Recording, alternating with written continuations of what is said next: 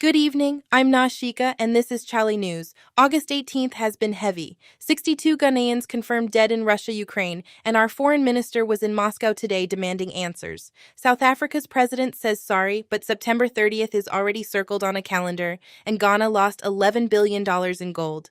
Tonight, we unpack all of it. The death toll of Ghanaians in the Russia-Ukraine war has risen to 62, up from 55, and 15 more are still missing with no repatriation plan on the table. Foreign Affairs Minister Ablakwa raised the figures face-to-face with Russia's Lavrov in Moscow today, demanding an end to the illegal recruitment of our citizens. Let that sink in. 62. Full breakdown on chale.news. South Africa's President Ramaphosa has apologized for the xenophobic attacks that drove over 1,600 Ghanaians out of the country, calling South Africa deeply ashamed. The words are welcome, but the group that launched the June attacks has already set September 30th as the date for what they're calling the mother of all protests. Ghana's foreign ministry still hasn't issued a travel advisory. An apology without a warning isn't enough. The IMF has put a number on what Ghana's gold smuggling crisis actually costs us, $11.4 billion. 229 tons of artisanal gold, gone between 2019 and 2024. In 2023 alone, what Ghana said it exported and what the UAE said it received were $4 billion apart.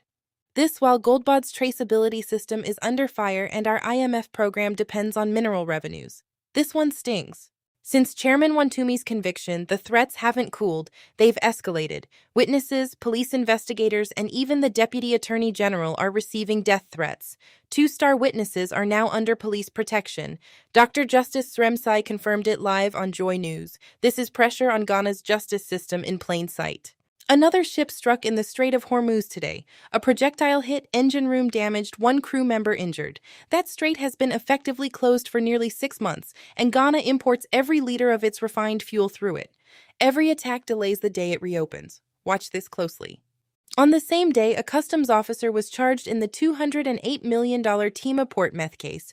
NACOC seized 150 kilograms of suspected cocaine at Kotoka International Airport and arrested a courier driver believed linked to a wider syndicate. 2 major busts at 2 major entry points on the same day.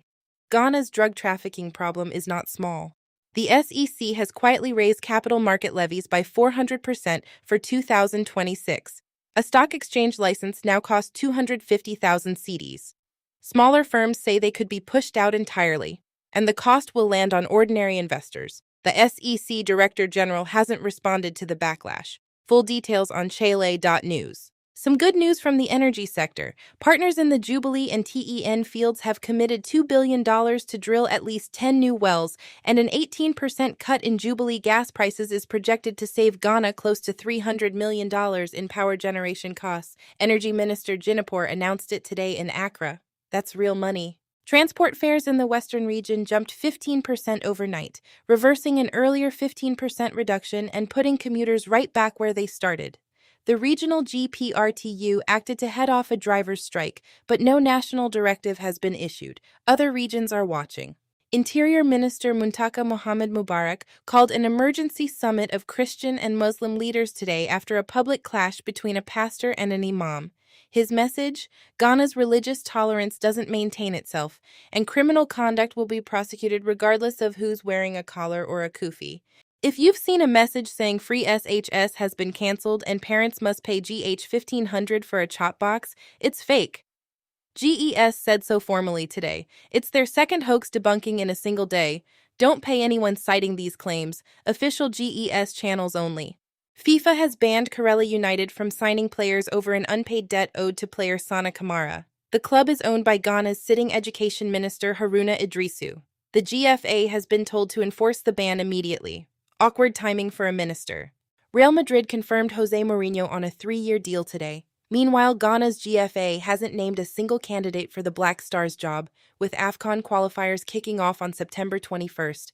34 days, no coach, no shortlist. Someone needs to explain that. Bright spot to close the sports desk, the Black Princesses are heading to their 8th consecutive U20 Women's World Cup. Drawn alongside France, Korea Republic, and Ecuador, Captain Linda Owusu-Ansah says they love a challenge. First match, Ecuador September 6th. We'll be watching. And veteran actress Akorfa Edjeani officially began work as Ghana's investment and tourism envoy to Türkiye, using the creative industry as soft power, a welcome appointment. We'll see what the results look like. That's August 18th. A lot happened today, most of it worth your full attention. Head to chale.news for the complete reporting, Chale. Stay informed, stay safe.